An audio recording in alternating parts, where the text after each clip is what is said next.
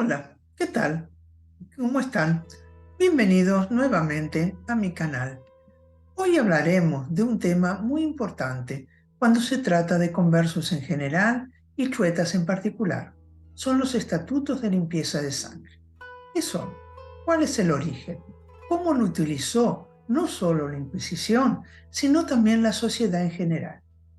Era una práctica en España para comprobar que no se era descendiente ni de musulmán ni de judío, es decir, que ese era cristiano viejo.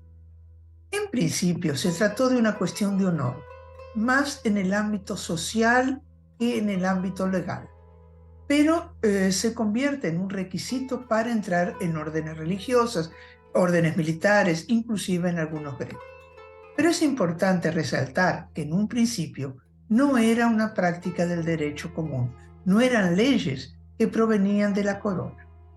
Esto comenzó en España en el siglo XV, una reacción de la burguesía cristiana vieja hacia los conversos, ya que ellos tenían una situación económica mejor y muchas veces estaban más capacitados para llegar a altos cargos en el gobierno, inclusive junto a la monarquía, y aquellos que llegaban a altos cargos conseguían ventajas para que en el futuro sus descendientes pudieran ocupar cargos importantes.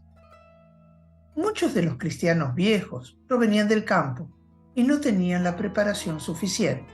Lógico que existía un sentimiento antijudío subyacente.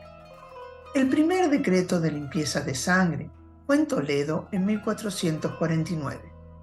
Pero la Inquisición, según Henry Kerman, le va a dar más impulso a partir de 1480, de manera que va a excluir de los cargos importantes a los hijos y nietos de condenados.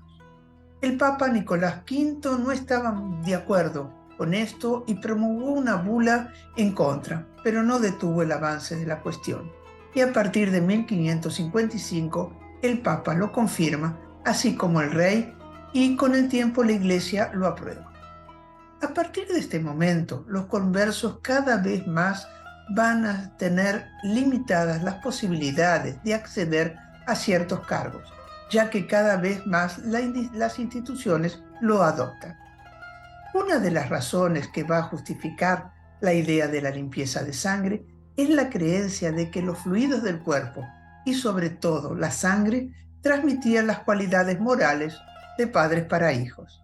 Es aquí donde aparece el concepto de linaje, cristiano viejo, en contraposición de raza, judío y musulmán. De manera que esto era prácticamente perpetuo y por lo tanto todas las generaciones estaban condenadas. No lo salvaba el bautismo. La idea de renovar los sanbenitos también tiene esta finalidad. Los estatutos van a ser abolidos en 1835 y en 1865 para casamientos.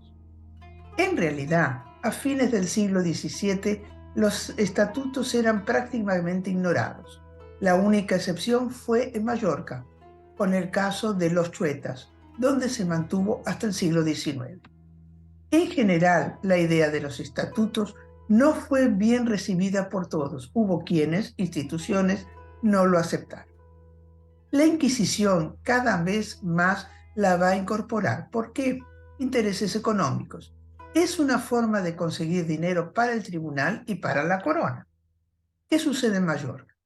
Después de los autos de fe del siglo XVII, esto se va a incrementar cada vez más, aunque llegue un momento en que no sirve para obtener más dinero, y sí para evitar que los chuetas lleguen a puestos importantes.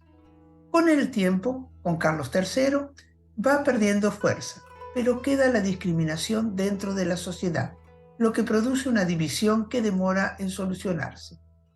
¿Pero qué tiene que ver esto con los documentos que encuentra la doctora Magdalena de Quiroga Conrado sobre los estatutos de sangre entre 1938 y 1940? Trataré de resumirlo. Estamos en un momento muy particular de la historia del siglo XX. Por un lado, la Guerra Civil Española. Por otro, Hitler preparando la guerra. Hitler tiene como aliados a Italia, que se involucra directamente en la guerra, y Franco en España, que aparentemente se mantiene neutral. pero no tanto.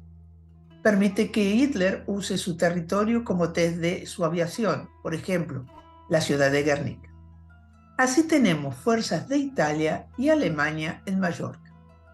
Alemania sabía de la existencia de los chuetas, como descendientes de judíos, y quería saber quiénes eran con la intención de poder deportar. En ese momento, el obispo de Mallorca, doctor Josep Miralles y Servet, lo impiden. Debemos recordar que ya en ese momento en Alemania no existían las leyes de Nuremberg, que prohibían los matrimonios entre no arios. Por lo tanto, los alemanes y los italianos querían evitar ese contacto, ya que las tropas estaban en la isla. Los documentos del Ayuntamiento de Palma justamente pretenden confirmar que las personas con que los soldados querían casarse no tenían ascendencia judía. Y es así como se encuentra en el ayuntamiento los legajos sobre limpieza de sangre. Interesante que no se encontró ningún apellido chueco. Espero, como siempre, que este video les haya resultado interesante y los espero en el próximo. Por favor, denle un me gusta, suscríbanse a aquellos que todavía no lo han hecho y compártanlos con sus amigos. Muchas gracias.